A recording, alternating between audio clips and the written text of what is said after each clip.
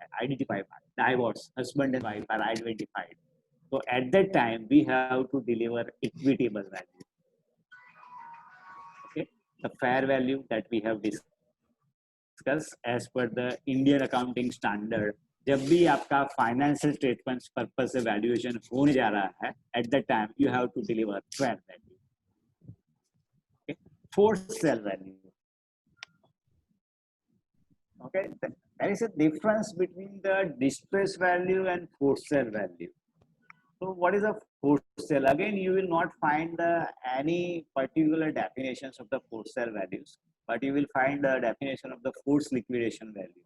Okay, so forced sale value often used circumstance where seller is under compulsion to sell. Seller को बेचनी ही बेचनी है. तो ये जैसे बैंक के पर्पस है, नॉर्मली बैंक को प्रॉपर्टी सेल आउट करनी ही होती है. Else is not possible. Proper marketing period, sufficient marketing period, not possible. Buyer may not available to take the adequate due diligence. Buyer को भी इतना टाइम नहीं दिया जाता है कि भाई you take the all the informations and make the due diligence about the properties. The price that could be obtained in this circumstance will depend on nature of the pressure on the seller and reason why proper marketing is not undertaken. So these are the limitations. The buyer is seller is under pressure to sell by under some force, by some act. Okay, there is no proper marketing periods, and buyer को भी there is no adequate information or no time is provided for the due diligence of the asset. अब आपको बोला जाए कि आंखें बंद करके आपको प्रॉपर्टी से बाय करनी है, तो आप क्या बाय करोगे, कैसे बाय करोगे? यू विल नॉट पे द मार्केट वैल्यू. आपको ये पता नहीं है कि इसके पीछे हिडन डिफेक्ट क्या है, कि कितनी लायबिलिटीज है, तो you will quote the minimum value that the transaction take place. सही है. डिस्ट्रेस वैल्यू में क्या होता है? There is a compulsion to seller, that is okay, but this compulsion is not under any act. Compulsion is due to the circumstance. जैसे आपको US जाने का वीजा मिल गया, 1 महीने में आपको यूएस जाना है और आपको आपकी सारी प्रॉपर्टीज सेल आउट करनी है, so it is a distress sale.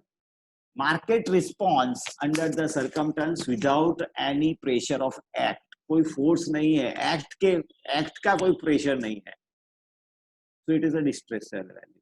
Both are the same, just difference it is that in forced sale the pressure is by act, while in distress there is no pressure by act, pressure by the circumstance. Na? Going concern value, price of the running unit, industries or commercial establishment in open market, all tangible and intangible assets as well as all liability of the enterprise as date of the plan. Going concern का मतलब जब भी कोई plant running होता है, अब NPA property है, उसका आप गोइंग कंसर्न से वैल्यूएशन नहीं कर सकते क्योंकि वो प्लांट बंद हो चुका है. या बट लिक्विडेशन में आईबीसी में अगर कोई प्लांट रनिंग है तो you can do valuation bye fair value by the going concern, कि भाई प्लांट ये चालू रहेगा तो कितनी वैल्यू आएगी. Clear? So this is a going concern. Investment value, जब भी आपको कोई अपॉइंट करता है, भाई वो मुझे फ्लैट खरीदना है या इंडस्ट्री खरीदनी है, at that time you have to deliver the investment value. मतलब एक्विजिशन के पर्पस से आपको अपॉइंट किया जाता है, मर्जर पर्पस से आपको अपॉइंटमेंट किया जाता है, तो you have to deliver investment value. Investment value is to the specific user, कि भाई आप खरीदेंगे तो आपके लिए ये वैल्यू इतनी है. जैसे हम बोल दे टाटा वाला, रतन टाटा है, is going to acquire Reliance industry का petrochemical business. So I will suggest that, right, there is a no value for you because you have not experienced how to deal with the processing of the crude oil refinery में chemical business में आपका इतनी प्रूफेंसी नहीं है, इतनी literacy नहीं है, you know how to handle this business. So I will उसको इन्वेस्टमेंट वैल्यू में कम दूंगा, भाई आप थोड़ा में मिलता है तो लीजिए, अदरवाइज इट्स ओके, जाने दीजिए, आपके पास आपके बस की बात नहीं है, you have not experience in this business, सही है. तो investment value is a value of the specific property to the specific purchase who intend to the purchase the said property with the solo motive of the investment and anticipated yield. मतलब पैसा कमाने के हिसाब से वो खरीदना चाहता है. So normally when you are investment value, so income approach is the most suitable. As per the IVS क्या है? The value of an asset of an owner,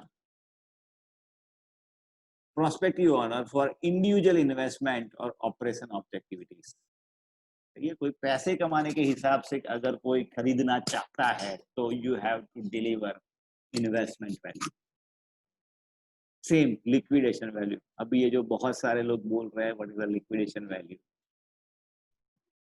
okay, liquidation value की डेफिनेशन बहुत कम दी गई है बट उसका interpretation बहुत ज्यादा है. सो क्या दिया है? The amount that will be realized, amount that will be realized when asset or group of asset are sold on piecemeal basis. So it is not always that you have to find out the asset, पूरी asset sell होगा तो कितना आएगा. When you have appointed for the liquidation value, you have to find out in which circumstance asset will be sold out, then maximum recovery will be probable. Sometimes it may be probable कि पूरा asset sell कर दोगे, then you will get the maximum recovery. Yeah, sometimes it is possible कि you sell the asset on piecemeal basis. At the time, you will get the maximum amount. Okay, so when you are delivering the liquidation value, you have to assess also marketability of the asset. और कैसे बेचेंगे तो maximum पैसा मिलेगा उसके बारे में आपको सोचना पड़ेगा. और who is the potential buyer, कौन कौन खरीद सकता है उसके बारे में भी सोचना पड़ेगा. सही है. और इसके आगे क्या बोला है? It should be into account cost of the getting asset into the saleable condition as well those of the disposal activities. मतलब कॉस्ट सेल करने की कंडीशन में जाने के लिए जो भी खर्चा होगा that also you have to take into the condition. If you are going to sell the asset on piecemeal basis, then you have to also deduct the put the asset into the sellable conditions and disposal activity में जो खर्चा होगा that also you have to take into account. So liquidation value थोड़ी टेढ़ी है. You have to go for the market, check out the marketability of the asset. Marketability है कि नहीं है, और मार्केटेबिलिटी है तो कैसे मार्केटेबिलिटी सबसे ज्यादा है. पूरी एसेट बेचने में मार्केटेबिलिटी अच्छी है या एसेट को ग्रुप में पिecemeal बेसिस में एक एक दो दो करके बेचने में मार्केटेबिलिटी ज्यादा है. That you have to check before reaching liquidation value. अब ऑर्डरली लिक्विडेशन क्या है? There are two type of liquidation value. Orderly liquidation, force sale liquidation. Force sale we have discuss. Describe the value orderly liquidations.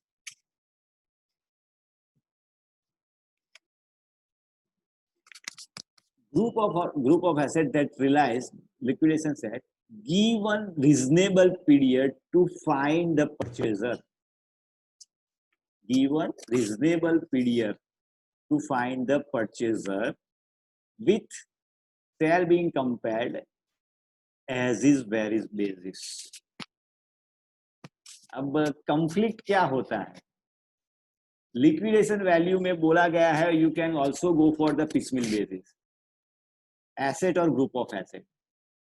While orderly liquidation के definition में यही बोला है कि आपको एज इज बेसिस पे करना है. एज इज बेसिस में मतलब जहां है वहां, मतलब यहाँ पिसमील की पॉसिबिलिटी बंद हो जाती है। दूसरा बोला है कि reasonable time period is given for the marketing, so marketing period is given reasonable. जबकि फोर्थ सेल में क्या था कि मार्केटिंग पीरियड है वो सफिशिएंट नहीं दिया जाता है, very short time of period is given for the marketing. तो this is a two difference. Again fourth sale liquidation में एज इज वेर इज पे कुछ नहीं बोला गया था, जबकि ऑर्डरली लिक्विडेशन में सीधा ही बोला गया है कि as is where is basis पे। तो as is where is basis पे वैल्यूएशन करना है। जब you are delivering the liquidation value, orderly liquidation value, तो आपको वैल्यूएशन करना है सिर्फ as is where is basis पे, एज ए होल। क्लियर? तो you have to find out what are the difference between two terminology. आपको दो definition को सामने रखना पड़ेगा और उसका डिफरेंस फाइंड करना पड़ेगा। नॉर्मली एमसीक्यूज 2 या 3 ऐसे एमसीक्यूज होता है। फोर्स लिक्विडेशन में टाइमिंग कितना दिया जाता है? Ample time, sufficient time, short time, no time. तो short time is answer. Orderly liquidation में टाइमिंग क्या होता है? Reasonable timing is answer.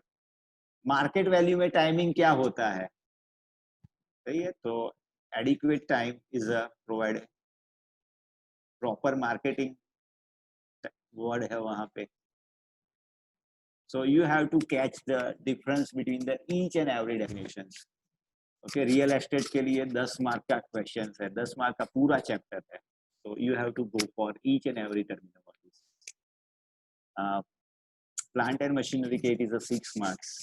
Okay, so 6 mark is also easy है compared to other chapters. और दूसरी चीज है, आपको कब पढ़ना पड़ेगा compared to other chapters. Economy में आपको 100 पेज पढ़ना पड़ेंगे, यहाँ पे आप 30-40 पेज पढ़ लोगे तो अभी 10 मार्क का आपका हो जाएगा। Again it is a technical basic fundamental, इतना तो आपको पता ही होना चाहिए। Next definition we are going for the synergetic value. जब आपको मर्जर के लिए अपॉइंट किया जाता है, दो कंपनीज मर्ज हो रही है, जैसे लास्ट टाइम बड़ा मर्जर हुआ हमारा वोडाफोन एंड आइडिया का। At the time you have to deliver the synergetic value. Clear? So it is the increased value of the property due to the merge of the two different interests held by the two different people in a same property. So valuation में बोलते हैं कि 1 + 1 = 12 या 11. So 1 + 1 = 11. It is a synergetic value. दो entities एक साथ मिलती है तो दोनों की ताकत दुगुना, 4 गुना, 8 गुना हो जाती है, दोनों की वैल्यूज बढ़ जाती है। Is a synergetic value. Okay, same market value that we have discussed.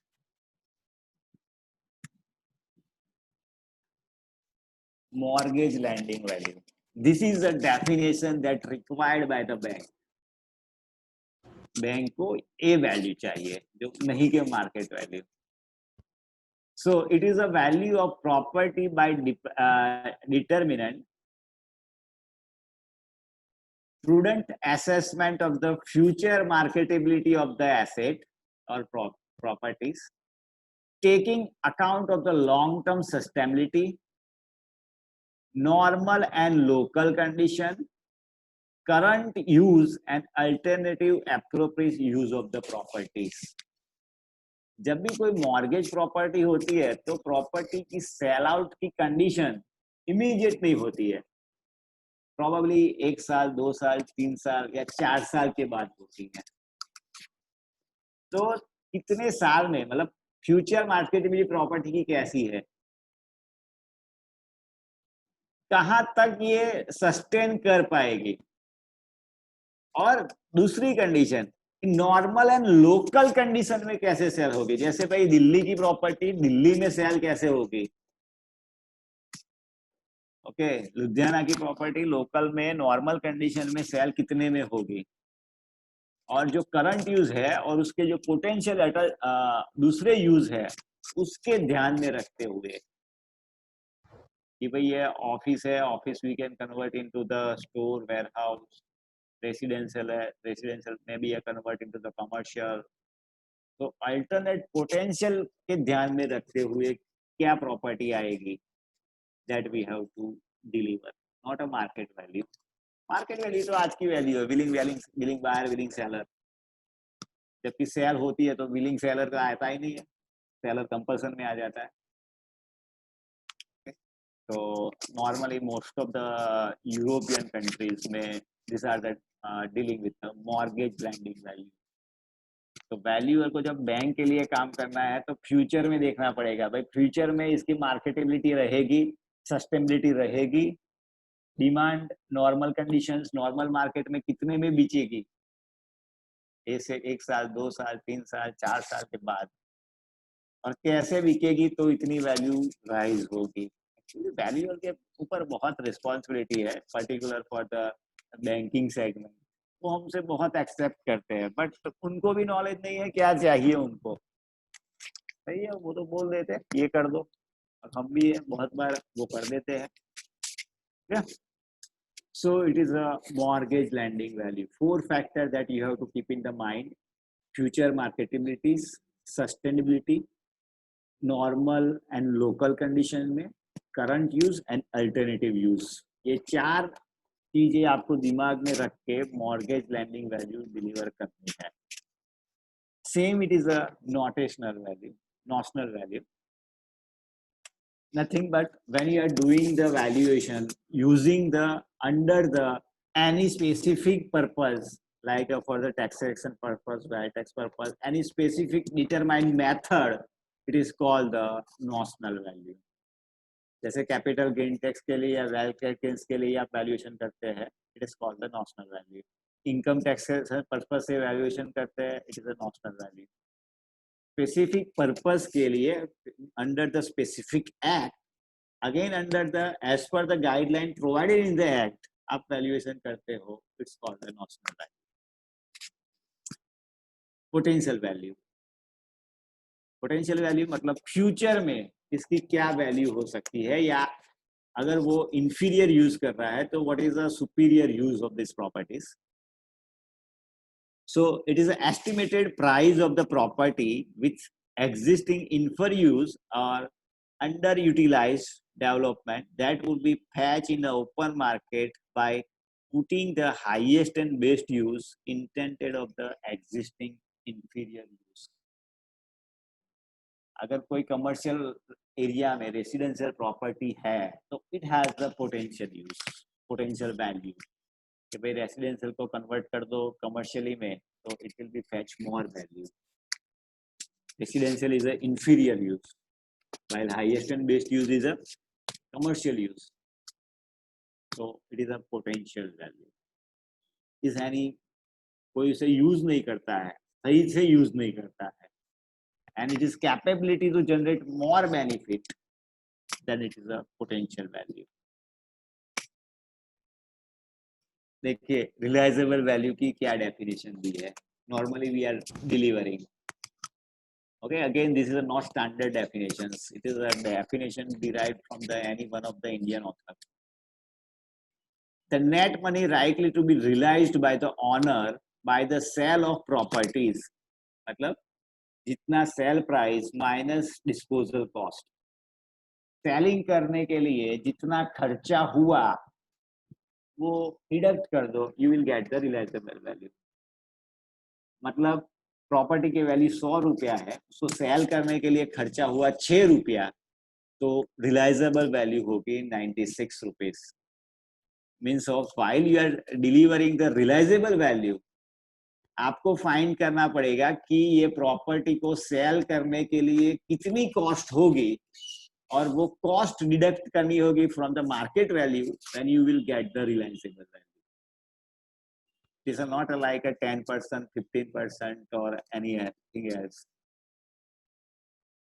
Right? So you have to find out the cost of disposal, cost of the sale of the asset, and deduct from the market value or fair value or fair market value, whatever you have delivered। Sentimental value, the value of the property belongs to the buyer or seller in case of the determined specific sentimental ground। मेरे बाप दादा की जमीन थी तो मैं किसी भी कीमत पे खरीद लूंगा, it is called the sentimental value. There is some attachment, emotional attachment, and is ready to give the special value, it called the sentimental value. Now what is a special value? This is a personal value because of the value is a particular to the buyer or purchaser, or we can say amount that reflect a particular attribute to the asset are only value for the specific purchaser. आपके बाजू वाला plot है और आप खरीदना चाहते हो, and you are ready to give the premium of the 20%, 25%. So it's a special value. It is not a market value. Because उसकी बाजू वाले प्लॉट की आपको सबसे ज्यादा फायदा होने वाला है या हो रहा है, तो दूसरा मार्केट में से आएगा, he is not getting any additional benefit. Normally industrial establishment होता है, वहाँ ऐसा होता है कि इंडस्ट्रियल यूनिट है, उसको एक्सपांशन करना है, बाजू वाला प्लॉट खाली है, तो उसको वो प्रीमियम देके भी खरीद लेगा क्योंकि उसे बहुत एडिशनल फायदा होने वाला है। बाजू वाला प्लॉट बन जाएगा, उसको कहीं और रिलोकेट नहीं होना पड़ेगा, शिफ्टिंग नहीं करनी पड़ेगी, वहीं से रहकर वो पूरा एक्टिविटी मैनेज करेगा। So he will ready to give the some special value. Same it is a statutory value. It is a value of the property estimated accounting the provision of the considered by the wealth tax worker as per the Falanas Act. किसी भी act में रहकर आपने जो value define की है, provision, जैसे rent control act में आपने डिफाइन किया है, it is a statutory value, rent कितना रेंट होना चाहिए, अंडर वेल्थ टैक्स आपने डिफाइन किया है rule 30, is a statutory value. And last is a stigma value. Stigma is a nothing but, जैसे भूत बंगलों की बात की है, it is a negative impact on the properties. So estimated of the price based on the assumption unwilling to the purchase of such a properties. किसी भी stigma से, नेगेटिव पोटेंशियल्स से, it is not only that भूत बंगला जैसे बाजू में dump yard है, it is a stigma to the properties. Land पे से इलेक्ट्रिक वायर की हाई टेंशन लाइन जा रही है, it is a stigma to the land. वो लैंड नेगेटिव मतलब कम वैल्यू फेच करेगी। बाजू में स्लम एरिया आ गया या स्लम एरिया है, it is a stigma on the properties, सही है। So it is a price estimated that unwillingness in the two purchase such types of property. अब 100 रुपए की प्रॉपर्टी किसी को 20 रुपए में मिल जाएगी तो anyone will ready to fit the stigma also. Even in Delhi and in Bombay, you will find that there is a lot of unauthorized construction. Then also people is willing to sell this and willing to purchase this construction.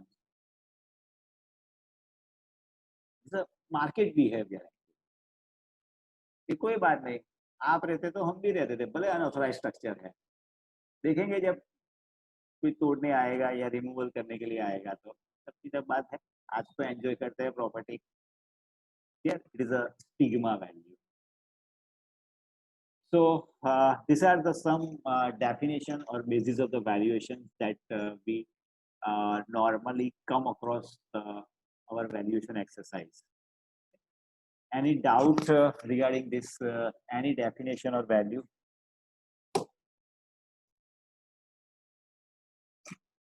किसी को कोई भी definition या value में अगर कोई doubt है, because आप यहाँ पे आपके 10 मार्क में बेसिक ही लॉजिकल क्वेश्चन ही आने वाले हैं, आपको कोई डेफिनेशन पूछना नहीं वाला है कि what is a potential value या what is a market value.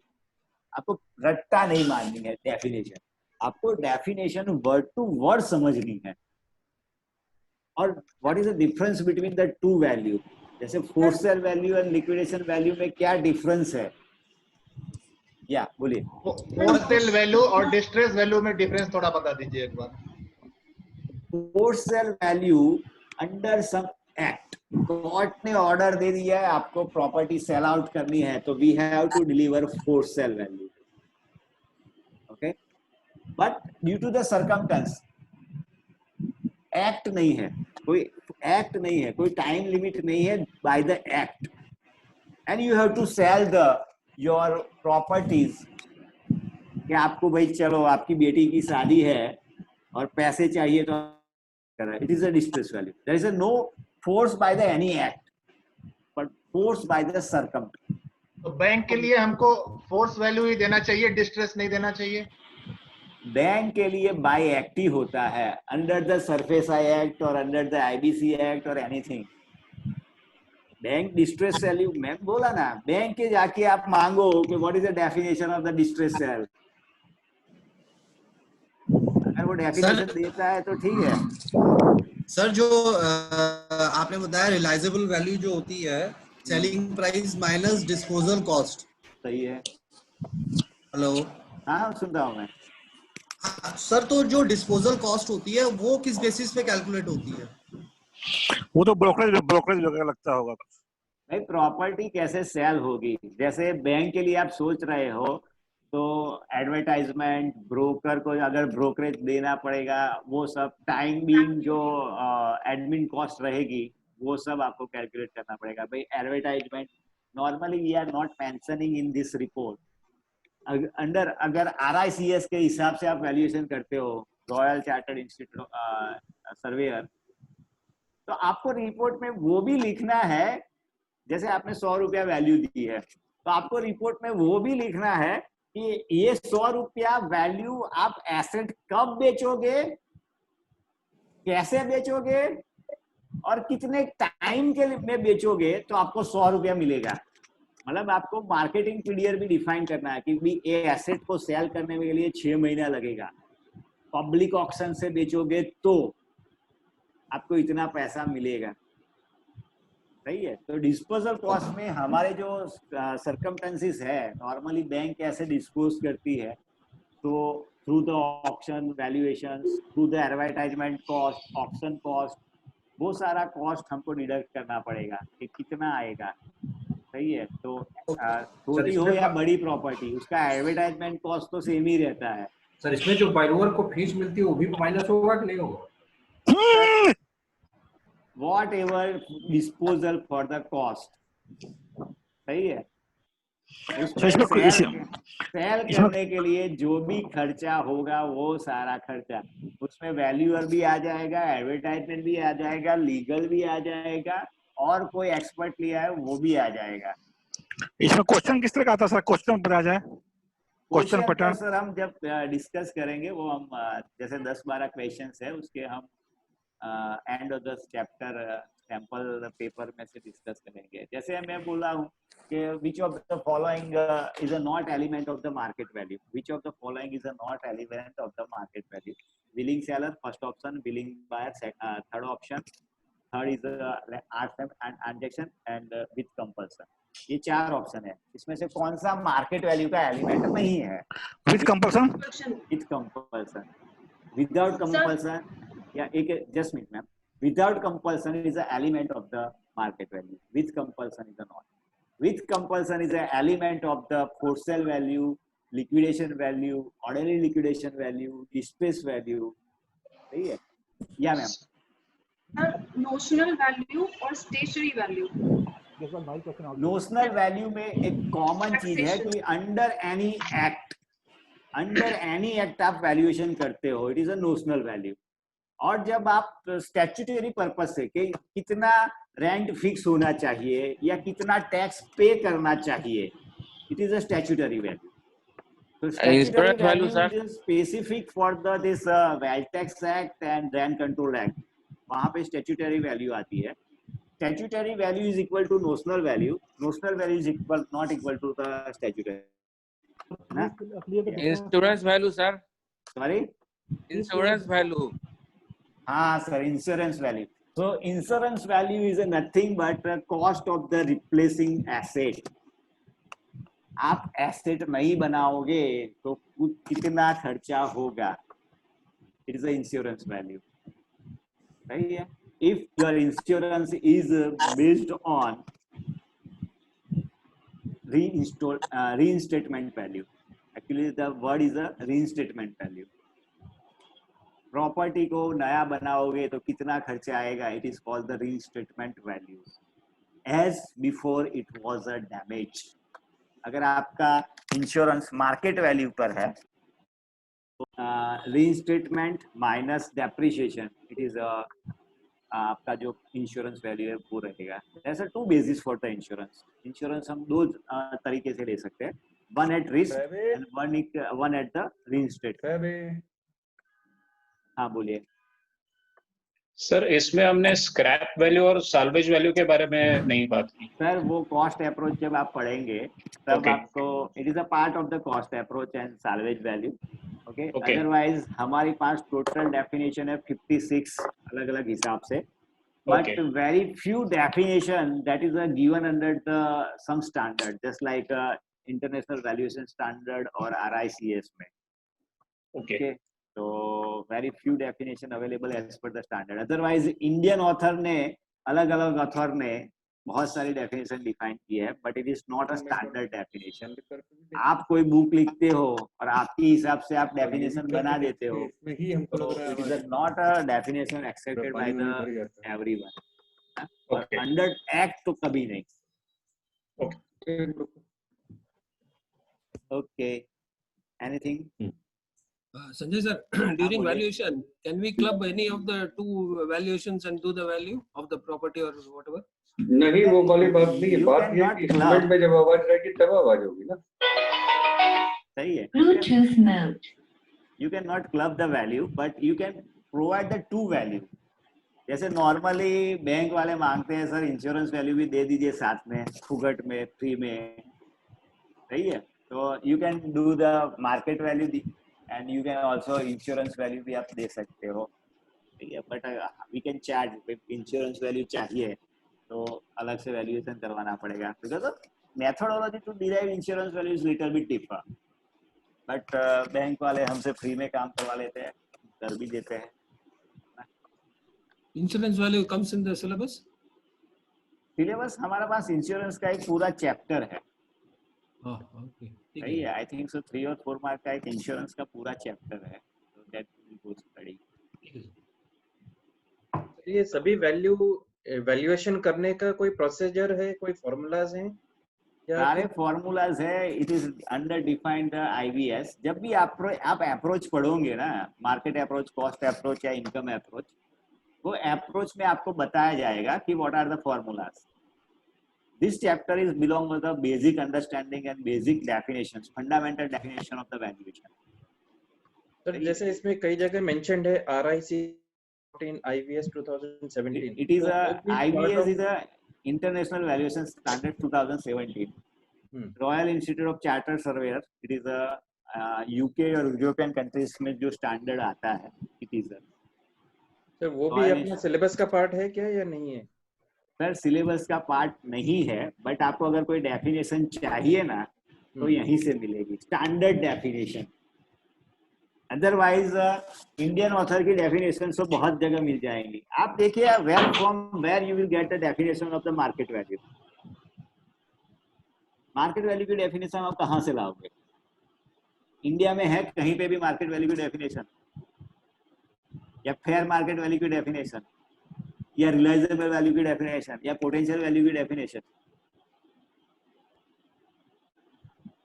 यार handicap lot of matter. Valuation में बहुत जगह हम हैंडीकैप है कि जहाँ पे अभी ये वैल्यूएशन बिल आ रहा है, एक्ट आ रहा है, तो may be probable we will get the Indian valuation standards और हमको हमारी डेफिनेशंस मिलेंगी.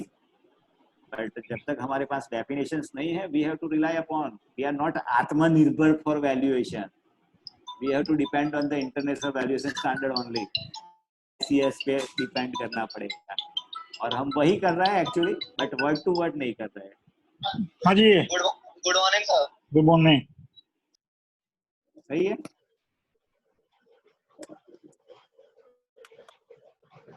तो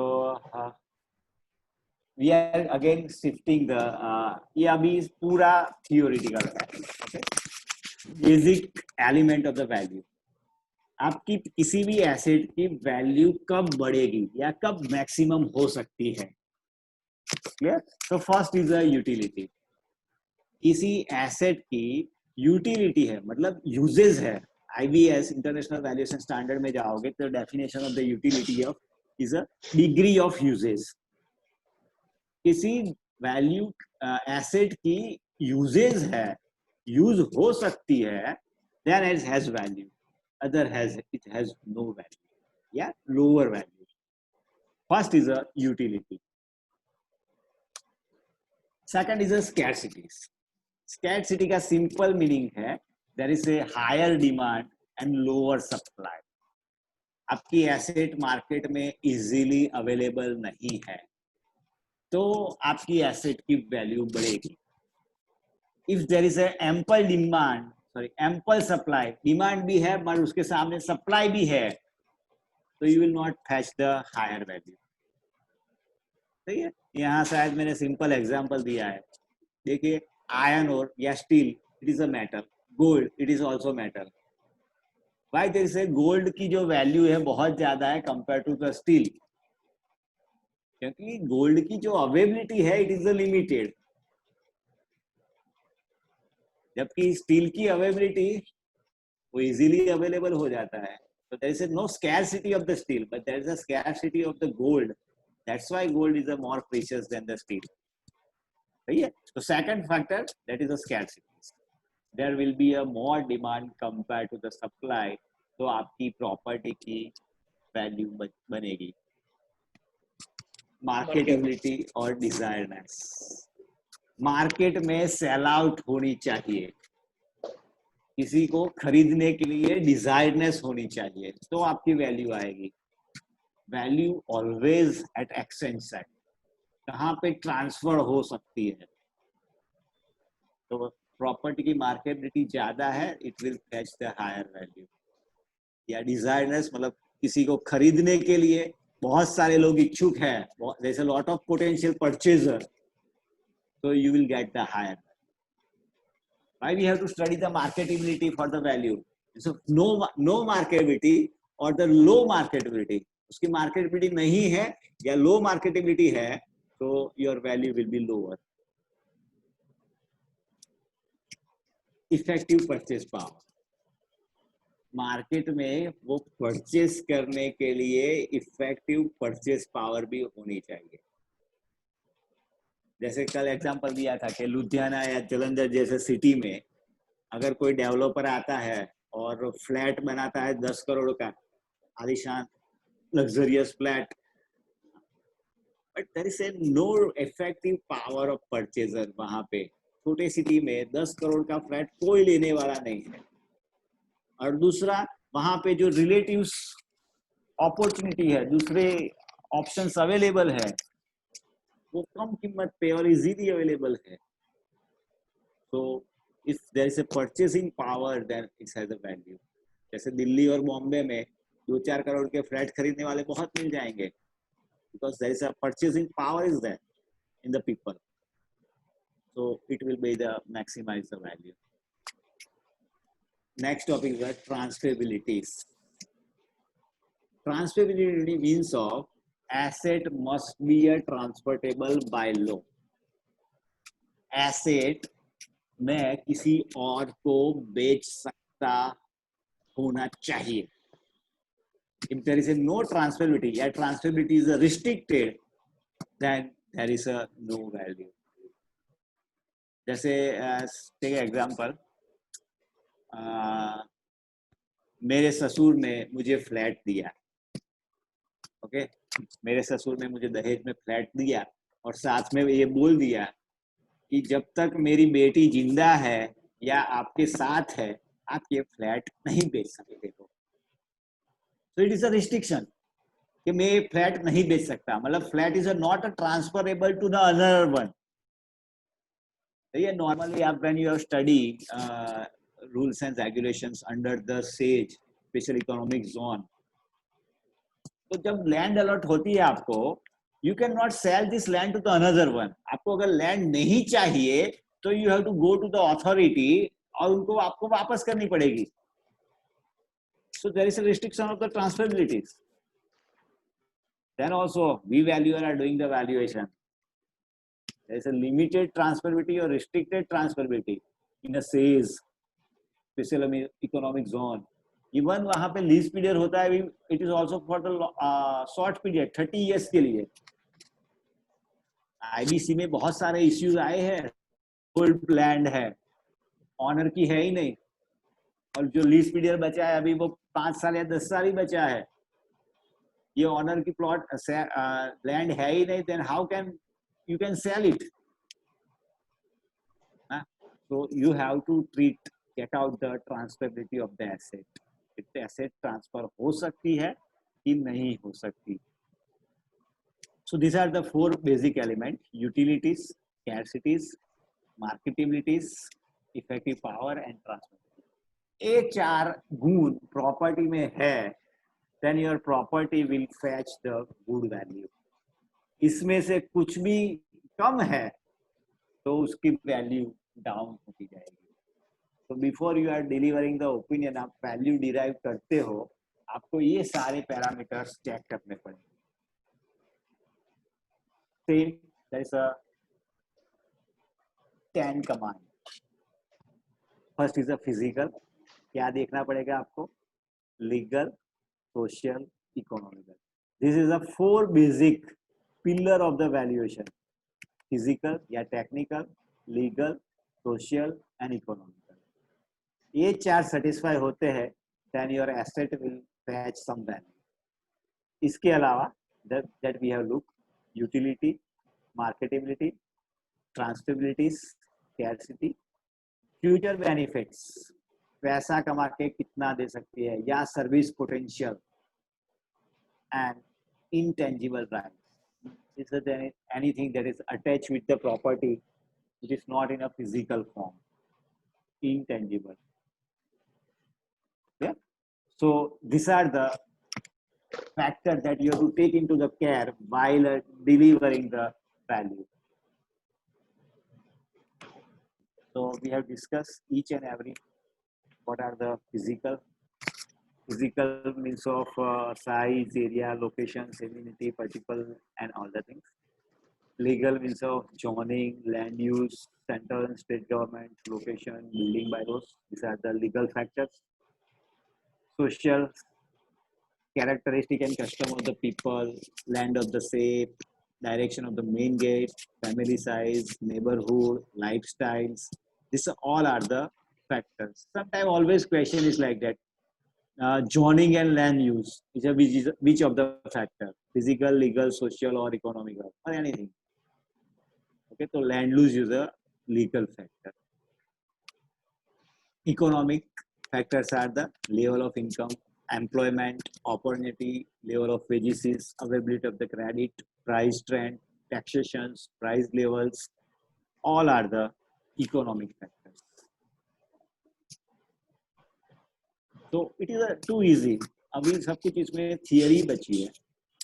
Then utility, degree of rendered service, service potentials, degree of uses, marketability, कितनी marketability है, is there is a demand or not, transferability, transfer the ownership, scarcity, it is available, limited availability, demand is more compared to the supply, it's all the scarcities. Present value, future use, potential value, is there is any potential value, yeah, future use, intangible asset, attach some historical values, emotional values, social values, like that. These are the intangible. So these are the 10 factors or 10 commands which affect the value. Okay. For the plant and machinery also, this is 10 commands, same, but factor may be differ. Just like a physical, all the technical specifications. Legal is a license rate use or not. You can make the production or not. This legally can use or not. Social, is there is any negative impact on the society by using the machine or not. Yeah? Rest of all are the almost same. वो मिलेगा sir plant and machinery का सब कुछ not to worry. सही है. And we are discussing, हमारे पास 3 दिन है इंडिविजुअली है। सेपरेट, तो 3 दिन में हम पूरा हमारा सिलेबस कवर करेंगे, सही है। तो ड्यूरिंग द दिस सेशन मतलब इसके ऐसा कुछ नहीं होगा जो बचेगा, सही है। बट एक क्वेश्चन था संजय जी, हाँ बोल ये दीजिए। ट्रांसफरेबिलिटी और लीगल में, जैसे आपने एग्जांपल दिया, फादर इन लॉ ने बोला कि बेच नहीं सकते, that is also a legal issue. हाँ, अगर नीड में लीगा है तो इट्स लीगल, ओके। और ट्रांसफरेबिलिटी और लीगल दोनों एस्पेक्ट मर्ज करते हुए नहीं लगते हैं? नहीं, कुछ जो part- नहीं, लीगल इश्यूज में बहुत सारे इश्यूज है, ओके। जैसे जॉइनिंग है, कमर्शियल रेसिडेंशियल, रेसिडेंशियल में आप रेसिडेंशियली कर सकते हो, कमर्शियल में कमर्शियली कर सकते हो, ओके। और जो मार्जिन है मतलब बायलॉज है, that you have to follow, it is again legal regulation है। आपको फायर फाइटिंग इक्विपमेंट लगाने हैं, लिफ्ट लगाना है, तो ये सब करना है, इट इज अ लीगल। अगर बॉयलर 1 टन से ऊपर लगाया है तो आपको बॉयलर ऑपरेटर, और वो भी स्किल बॉयलर ऑपरेटर जिसके पास बॉयलर की डिग्री होगी, वो आपको बिठाना है। It is all legal. Transferability में be restricted by some act, आप उसे बेच नहीं सकते। जैसे बहुत सारे मशीनरीज है जहाँ पे जो ऑनर है, मैन्युफैक्चरर है, वो बोलता है मैं I am selling to you but you can not sell this in the open market. अगर आपको नहीं चाहिए तो I will buy back to from you. To control the second hand market, सही है। तो it is a matter of transferability. Again, अगर आप सेल्स की डीड पढ़ोगे, लीज डीड पढ़ोगे, जो भी स्पेशल इकोनॉमिक जोन है, वहां पे लिखा ही है restricted transferabilities. You can not transfer this plot of land to the any else. अगर आपको ट्रांसफर करना है डिस्टेंस कंसर्न को, तो you have to take the permissions of the respective authority. अगर वो परमिशन देती है then also you can transfer. तो लीगल में बहुत सारा कुछ है। Transferability is ownership transfer only.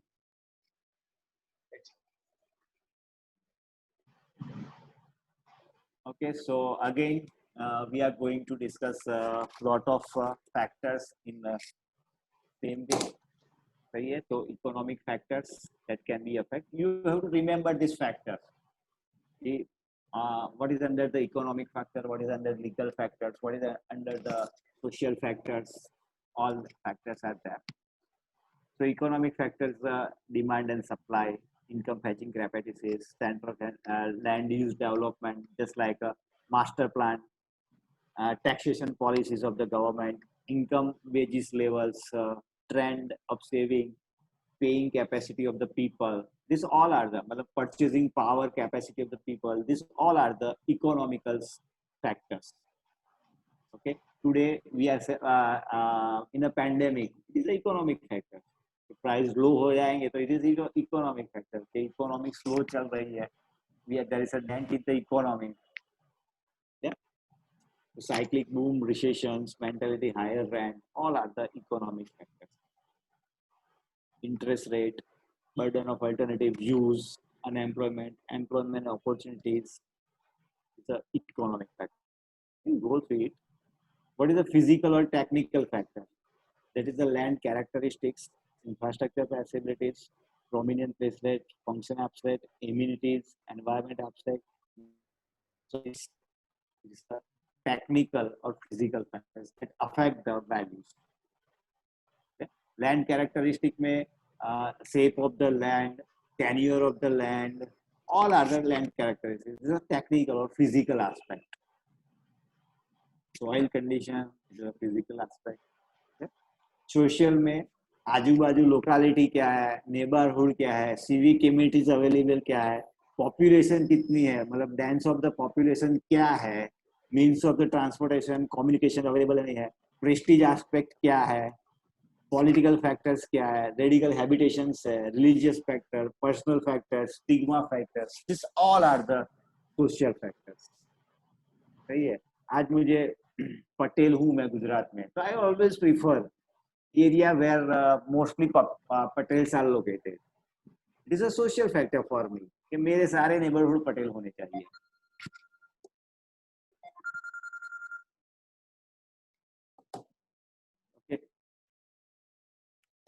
So these are then legal factors. Legal factor में सारे जितने भी कायदे कानून है, that may be you study in the law, जैसा सोशल लीगल फैक्टर में लैंड कंट्रोल एक्ट है, लैंड रजिस्ट्रेशन एक्ट है, अर्बन लैंड सीलिंग एक्ट है, इकोलॉजिकल है, transfer of the properties act है, कन्वेंट अंडर लीजमेंट है, इंडियन लीजमेंट एक्ट है. So सारे act related to the running the industry और running the act, these are the legal perspective. Right? So these are the four pillars of the valuation: economic factor, physical or technical, social and legal factors. And you have to detect all the things. अगर आप किसी land की value करते हो तो legal factors में देखना पड़ेगा. अगर आप प्लांट एंड मशीनरी की वैल्यूएशन करते हो तो permissible license, permissible capacities, permissible use, permissible effluent, वो सब आप लीगल फैक्टर चेक करना पड़ेगा when you are doing the valuation of the plant and machinery of the और any unit.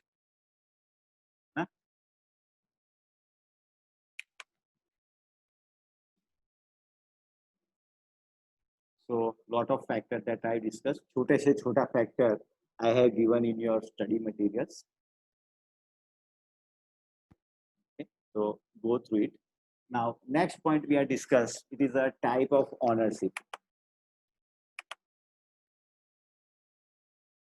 Okay. So in type of ownership, it is a individual ownership or the solo ownership.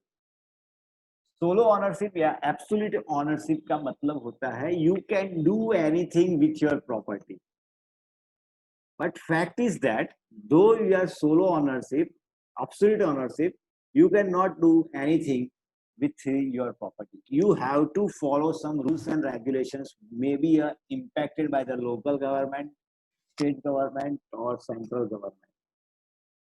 Actually आपका घर का plot है, land है, मतलब you are raja of that land, but a lot of other factors that is on it. So you can make the alternation, you can sell it, you can gift it to anyone, you can use as per the according to the law. आप उसका कुछ भी use नहीं कर सकते, though you are solo ownership. Second is a joint ownership and co-ownership. Now what is the difference between this joint ownership and co-ownership? Joint ownership जो होती है वो अपना इक्वल शेयर्स होते हैं और को ओनरशिप में शेयर डिफरेंट भी हो सकते हैं. सही है. बाद में हेलो, हाँ बोलिए, सुन रहा हूँ. जॉइंट ओनरशिप के अंदर इक्वल शेयर्स होंगे, अगर नहीं मेंशन उसके अंदर टाइटल रेट के अंदर. अगर को ओनरशिप होगी तो उसके अंदर शेयर्स मेंशन होंगे. सर इसके अलावा कुछ और? जॉइंट ओनरशिप में 2 लोग हो सकते हैं, को ओनरशिप में ज्यादा हो सकते हैं. देखिए, जॉइंट ओनरशिप या को ओनरशिप में there is no restriction of the number of members, but what is the difference in joint ownership में? Suppose A B and C is a joint ownership, A B and C is a joint ownership. अब C मर गया, सी की death हो गई, तो now this property is transfer to the A and B की property हो जाएगी. अब बी भी गुजर गया जॉइंट ओनरशिप में, तो प्रॉपर्टी एक ही हो जाएगी. क्लियर? जबकि को ओनरशिप में क्या होगा, जैसे ए बी एंड सी इन को ओनरशिप, सी की डेथ हो जाएगी तो सी की ओनरशिप उसको सक्सेसर, उसको हैरियर को, उसके वंशज को मिलेगी. सही है? तो जॉइंट ओनरशिप में वो नहीं है, उसको सक्सेसर असाइनी को वो प्रॉपर्टी मिलेगी. को ओनरशिप में वो उसके सक्सेसर, हैरियर, उसके जो वंशज भी होंगे उसको वो प्रॉपर्टी मिलेगी. तो थोड़ा ख्याल से सुनिए. जॉइंट ओनरशिप और को ओनरशिप पे 100% क्वेश्चन आता है, और संजय सर की बातों का थोड़ा सा ख्याल करिए. हम जब भी 2 लोगों का नाम लिखा रहता है हम वहां पर जॉइंट ओनरशिप लिख देते हैं, लेकिन that is not joint ownership, that is को ओनरशिप. लीगल टर्म में को ओनरशिप कहते हैं. जॉइंट ओनरशिप में अगर एक आदमी की डेथ हो गई तो दूसरे को मिलती है, उसके लीगल हायर्स को नहीं मिलती. That is called joint ownership. बहुत इंपॉर्टेंट क्वेश्चन है. और ये वो कैसे पता चलता है जी? स्टेटमेंट होता है, ये पार्टनरशिप फर्म्स या कंपनीज वगैरह में होता है, आप इसको ख्याल से पढ़िए, बहुत इंपॉर्टेंट है। लीगली दैट इज को ownership, that is not joint ownership. मैं भी ये गलती करता था जब तक मैंने कोर्स नहीं किया था, मैं भी जॉइंट ओनरशिप ही लिखता था, लेकिन दैट इज नॉट को joint ownership, that is called को ओनरशिप। अगर दो लोगों से प्रॉपर्टी है और उनमें की डेथ हो जाती है तो नॉर्मली वो उसके सक्सेसर के पास चली जाती है, दैट इज कॉल्ड को ओनरशिप। बहुत इंपॉर्टेंट है, संजय सर की बातों पे थोड़ा सा ख्याल करिए, और ये क्वेश्चन आता ही आता है, इसको घुमा फिरा के कई तरीके से पूछा जाता है। Yes sir please. Okay.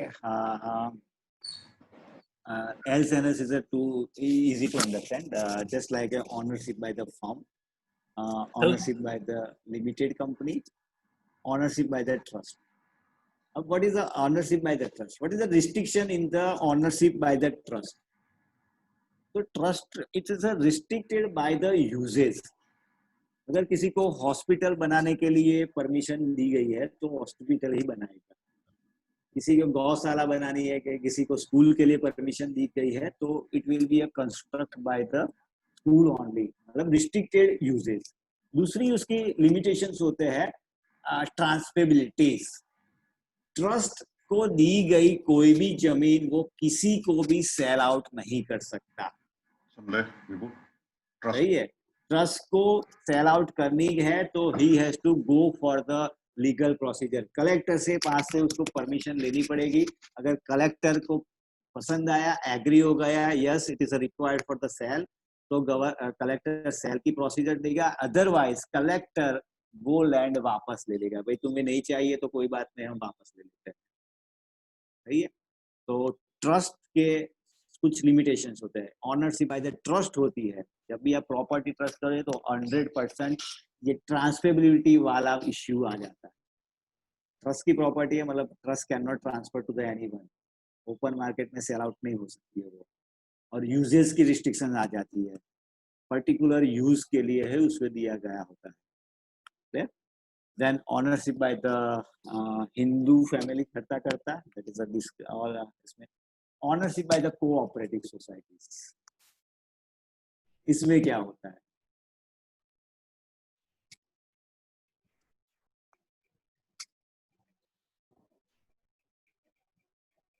जब भी कोऑपरेटिव सोसाइटीज होती है तो you are not getting the ownership, you are getting a share of that ownership, सही है। जैसे आप कोऑपरेटिव सोसाइटी में एक रिस्ट्रिक्शन हो जाता है सेल का, नॉर्मली जब भी आपको सेल करनी हो तो you have to take the permission from the जो भी मीटिंग्स कमिटीज होती है, और वो एनओसी देगी तो ही सेल करो। Even sometime there is a restriction for choice of buyer, अगर वो बोलता है आपको वो बायर है उसको सोसाइटी रिजेक्ट करती है तो क्या। दूसरा रिस्ट्रिक्शन होता है यूजेस, रेसिडेंशियल है तो रेसिडेंशियल ही यूज होगा, you can not do any commercial activity in a cooperative housing societies. First thing, you are not getting the absolute ownership, भले आपने कोऑपरेटिव हाउसिंग में घर ले लिया या फ्लैट ले लिया, but you are not absolute ownership, you are getting the share of that particular ownership। सही है। कई बार तो आपका ऑनरशिप का नाम भी ट्रांसफर नहीं होता, सिर्फ आपको शेयर दिए जाते हैं, ठीक है। तो अगेन कोऑपरेटिव हाउसिंग सोसाइटी में there is some restriction in ownerships. Condominium, that is ownership under the, जैसे हम फ्लैट में है रहते हैं तो फ्लैट में जैसे सुबह डिस्कस किया, all are the some has a lot of common utilities है, it is not under the absolute, सब यूज कर सकते हैं, मतलब it is a property of the all, undivided share में आती है, it is a ownership under the condominiums. You have share या you have right to use that properties, जैसे जिम बना दिया तो you are not owner of the gym, you have right to use. Lift, you are not owner the lift, you have to right to use। आपकी staircase, you have right to use this staircase, you are not owner of that, सही है। तो it is the ownership under the condemnation। Ownership under the waqaf properties, okay, is waqaf properties belongs to this Muslim religions, okay। कई बार कैसा होता है कि किसी मुस्लिम बंदे ने अपनी प्रॉपर्टीज मस्जिद को या वॉर्ड ट्रस्ट को दे दी, अब ये वकाफ प्रॉपर्टी हो गई। अब वकाफ प्रॉपर्टी में क्या है, they have right to use only, और even their successor also have right to use, but they can not sell it.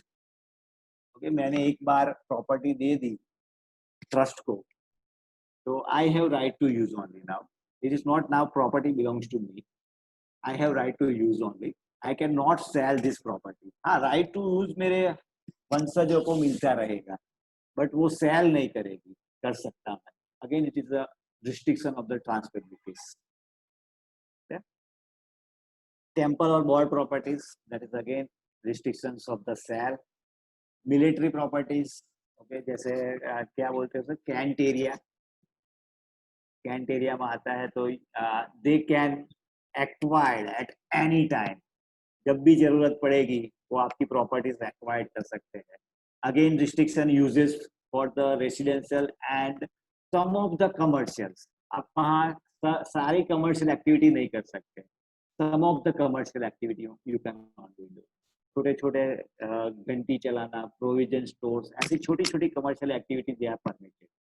Other all the commercial activities not permitted. Again, there's a restrictions in a property held by the military area. Okay, property ownership by the state government, they can acquire the land under the any ownership by mortgagee. अब bank है, उसकी property तो है नहीं, but bank can sell this property. Bank ये property, अगर आप कोई भी रीपेमेंट रेगुलरली नहीं करता तो bank can sell this properties, is ownership by the mortgage.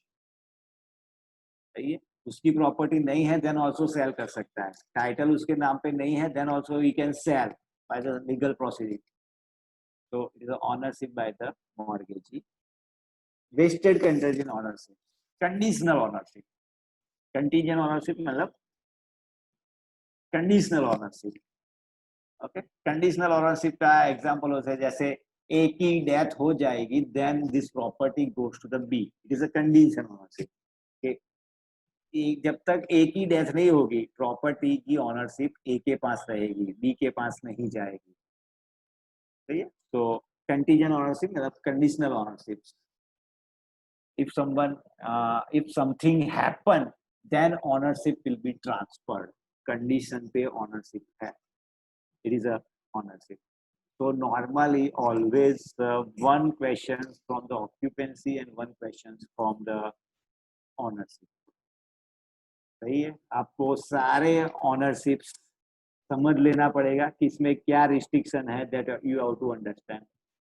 कि जैसे टेम्पल ट्रस्ट की प्रॉपर्टी है, टेम्पल की प्रॉपर्टी है, उसका क्या रिस्ट्रिक्शन, ये discuss about the transferabilities. Trust की प्रॉपर्टी ट्रांसफर नहीं हो सकती easily, you have to permit, collector के जाना पड़ेगा, कलेक्टर परमिट करता है देन ओनली, अदरवाइज कलेक्टर बोलता है कोई बात नहीं वापस कर दो। मिलिट्री एरिया के खुद के अपने रिस्ट्रिक्शंस होते हैं, सही है, you can not do any activities. State government या सेंट्रल गवर्नमेंट की लैंड के अपने खुद के रिस्ट्रिक्शंस होते हैं, इस जैसे स्पेशल इकोनॉमिक जोन स्टेज, उसके खुद के रिस्ट्रिक्शंस होते हैं। तो ownership according to the ownership what are the restrictions that you have to find out. सही है, तो ऑब्सोल्यूट ओनरशिप है देन आल्सो आप सोलो ओनर है देन आल्सो आपको सारे रूल रेगुलेशंस फॉलो करने पड़ेंगे। सही है, अगर ओनरशिप है और आपको फायर सेफ्टी का लगाना है तो यू हैव टू, गवर्नमेंट क्या है ना आपकी लैंड या आपकी प्रॉपर्टी ले सकती है, वे कभी भी ले सकती है if they find the suitable reason for the public use. Government, state government या सेंट्रल गवर्नमेंट, आप ओनर है देन आल्सो कभी भी आपकी लैंड या प्रॉपर्टी ले सकती है on the public use. So though you are the absolute owner or solo ownership, it is have some restriction.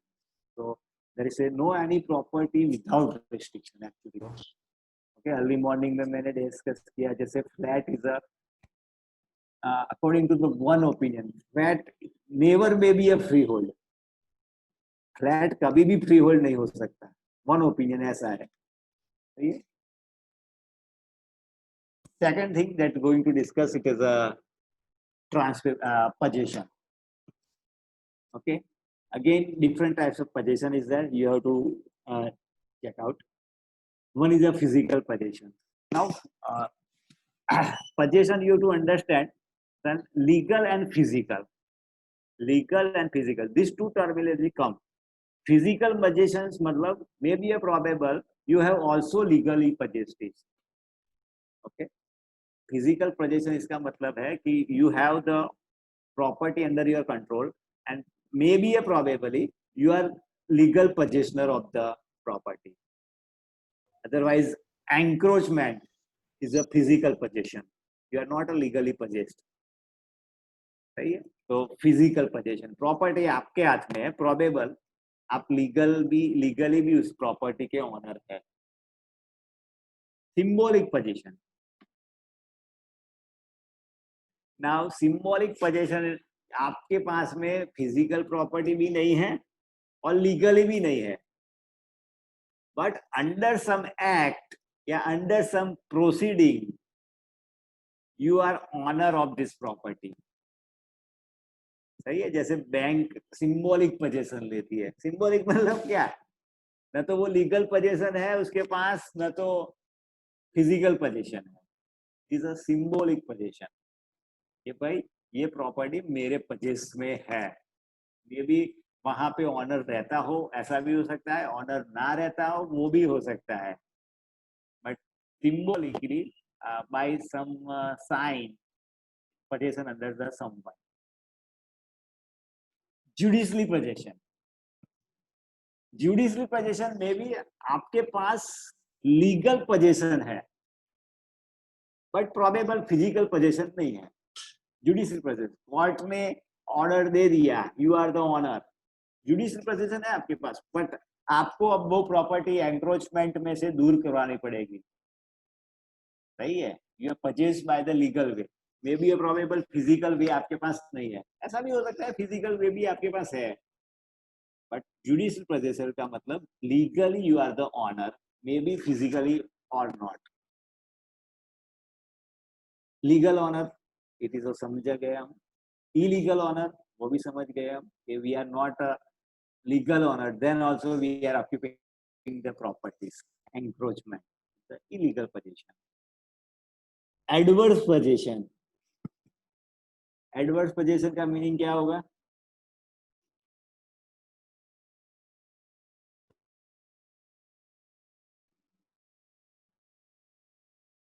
And constructive position, ये दोनों में क्या चीज है?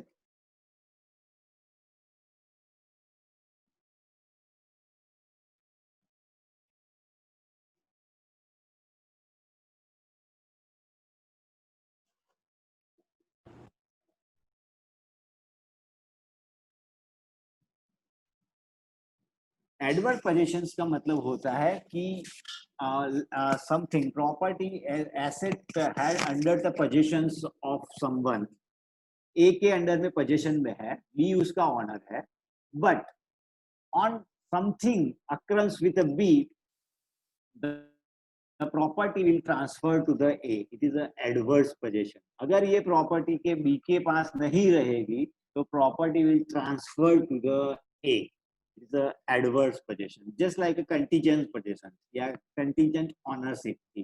और constructive possessions मतलब, constructive possessions का मतलब जैसे जैसे asset build होती जाएगी you will get the possession। तो जैसे हमने फ्लैट लिया और स्कीम अंडर डेवलपमेंट में है, ओके, स्कीम अंडर डेवलपमेंट में है, तो we are owner possession by the constructive. पूरा बनेगा तब we will take the physical position, तब तक हमारे पास जो है it is a constructive position. कई बार मशीनरी में भी ऐसा होता है कि बड़ा मशीन खरीदा, जैसे बॉयलर, 100 टन का बॉयलर या 250 टन का बॉयलर, तो वो बॉयलर की डिलीवरी कंस्ट्रक्टिव पोजीशन मिलती है, पहले कुछ पार्ट आते हैं, फिर दो पार्ट और आते हैं, बिल्ड होते रहते हैं, तो at a time you are not getting the position but you are getting the constructive position. Clear? So these are the type of possessions. And last topic of this, it is again, this is too easy to understand. Urban infrastructure and influence on the real estate. So we can say as a good urban infrastructure, simply way, good urban infrastructure will give a good real estate value. Okay? So what do you mean by the urban infrastructure? So urban infrastructure में आपका हो जाएगा disposal, drainage facilities, communication facility, primary health facilities, school, housing, road, water, waste management, all are the urban infrastructure. Okay? Now responsibility for the infrastructure may be divided by the local administration, state government या central government.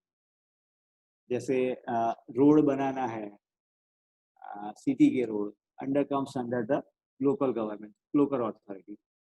State के road बनाना है, it cover under the state government.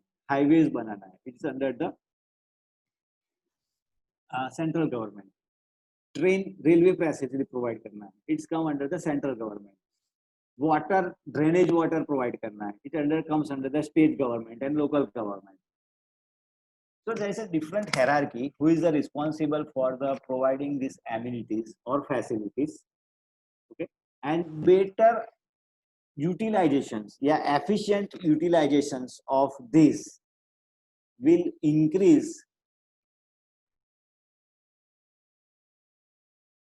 the positive value. It will give the positive effect on the real estate. Otherwise, in absence of the urban infrastructure or in absence of the infrastructure or under the ineffective use of the urban infrastructures, it will be give the negative impact on the real estate.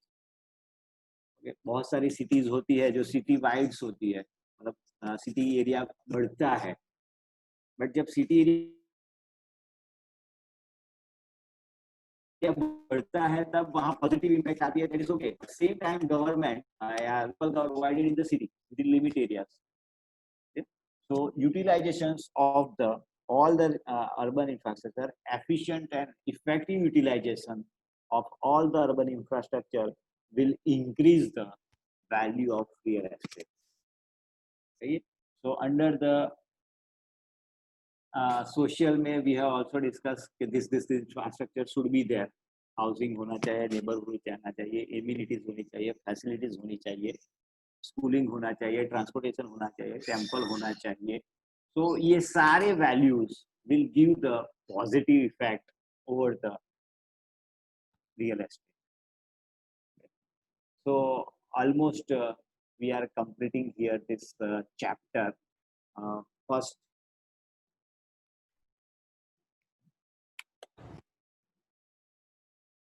valuation of the real estate. Okay. One more topic that is left. It is discussed by under the income approach. Some of the formulas for the income approach. Clear? So any question or any doubt? I will always recommend this chapter. Go through, study thoroughly. क्योंकि ये आपको basic fundamental knowledge wise तो देगा ही देगा. It is easy to understand also. और real estate के लिए 10 मार्क का है और इतना कुछ इसमें ऐसा नहीं है जो समझ में ना आए. So please go through the each and every points, each and every definitions, each and every word, and try to understand. Try to not understand. Try to digest actually. खा जाने चाहिए. कि कुछ भी पूछे आना ही चाहिए. सही है. और ये नॉर्मली हम ड्यूरिंग द कोर्स और ड्यूरिंग द एनी सेमिनार ये सब डिस्कस करते ही रहते हैं. इसमें ऐसा कोई बड़ी बात नहीं है. बट जहाँ पे कंफ्लिक्ट होता है या जहाँ पे कुछ ऐसा लगता है, जैसे हमने डिस्कस की what is the difference between the co-ownership and joint ownership. सही है. पहले जब हम डिस्कस किया तो हमको ऐसा लगता था कि transferability is a legal factor. But जब हम ओनरशिप की बात करते हैं तो पता चलता है कि transferability is a little bit differ than other. lot of properties under the various types of occupancy transfer is a matter. जैसे फेज में मैं बोलता हूँ, मैं बहुत बार देखा भी है कि सेज स्पेशल इकोनॉमिक जोन में लैंड बिल्डिंग का वैल्यूएशन के लिए बैंक अपॉइंट करती है और we valuer doing the valuation just like a freehold. Though there is a restriction of the transferabilities, an owner is occupying the property for the 30 years only, 30 years of full ownership. Maybe a unexpired period, maybe a 20 or 25 years. Then also we are doing a valuation as a full. Under the IBC, they are facing a lot of issues. ऐसी property पे mortgage कीजिए, bank ने भी mortgage ले ली है, funding कर दिया है, now they can not sell. Sale करने जाते हैं तो सेल्स वाले आ जाती है अथॉरिटी, ये तो प्रॉपर्टी मेरी है, कैसे सेल कर सकते हो, डीड देखो मैंने लिखा है, you can not transfer the property, तब कैसे सेल आउट करोगे. तो बैंक के तो पैसे गए, मतलब who over the lander, bank नहीं, जिसने भी पैसे दिए उसको तो पैसे गए. सही है. तो वी हैव टू, मतलब as a valuer it is our responsibility, we have to check the legal factor, transferability factor, social factor, infrastructure factor, all the factors. Yeah, so let's check out MCQ's sample paper.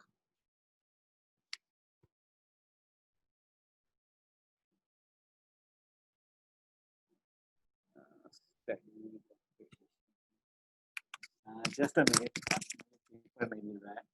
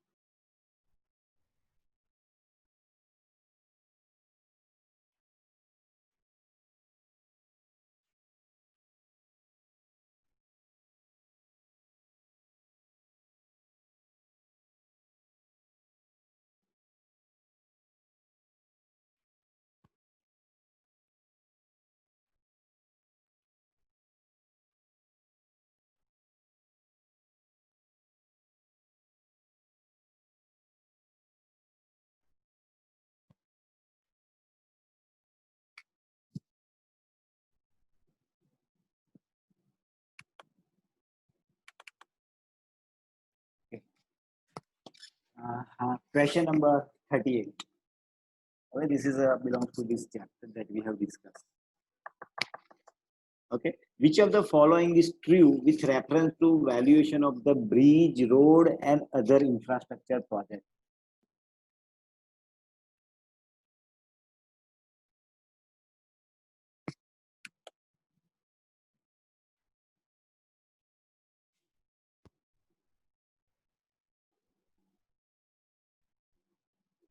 They have value in use only. Okay, they have, जब use होते हैं then only value in use. They have not value in exchange. मतलब उसको, these all are the non-marketable, non-investment properties. Service property है ये सब. Service property का value integrant क्या है? Only utility. उसे हम use कर सकते हैं सिर्फ. सही है. So this all property has value because of value in use only. There is a no other characteristic for the value. So under the different types of property, we describe investment property, non-investment property. Further, non-investment classify marketable non-marketable non-investment property. जो property पैसा कमा के नहीं दे रही है और sell out भी नहीं हो रही है, it is called the non marketable non investment properties. तो आपकी सारी जो यूटिलिटी है, it is also called the service properties.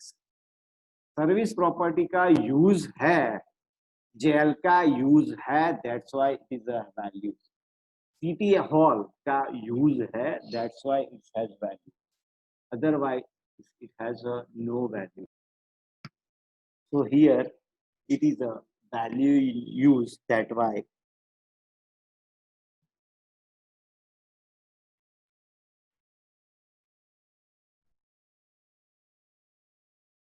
Which of the following factor is not physical factor but affecting the valuation of the subject properties? मतलब कौन सा physical factor नहीं है?